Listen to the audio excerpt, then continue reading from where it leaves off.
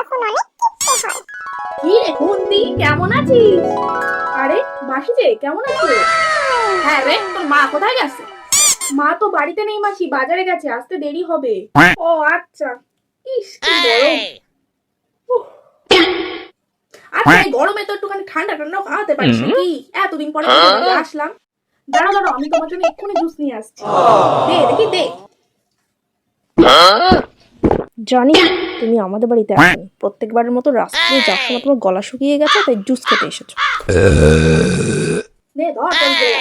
আচ্ছা তোর মা যখন নেই বাড়িতে আজকে আসি, হ্যাঁ পরে একদিন আসবে তোর বাড়ি আবার। কিন্তু ভাবছিলাম তো তোর একটু টাকা দেবো, কিন্তু আমার কাছে তো খুচরা নাই রে। 500 টাকার নোট কি করে দিই বল দিনি তোরে। আরে কিপটে মাসি বলছে টাকা দেবে, না না টাকা হাতছাড়া করা যাবে না। মাসি আমার কাছে খুচরো আছে, তুমি টাকাটা দাও, আমি তোমাকে খুচরো করে দিচ্ছি। তোর কাছে আবার খুচরো? দাঁড়া দিচ্ছি। এই মাইয়াটা তো দেখছি যত বড় হচ্ছে তত চালাক, বাপের মতো। আমার এই কর করে 500 টাকার নোট খানা এখন আমার খুচরা করতে হইব ওর জন্য। এই নে শোন না, একটা 10 টাকা খুচরো দিস তো। এই নাও, আর এখানে তোমার 10 টাকা খুচরো আছে। যতই চালাকি করে খুচরা করে দাও না কেন টাকা, আমারে তো চেনো না, আমার নামও আলকাত্তা, দেখাচ্ছি মজা। দাঁড়া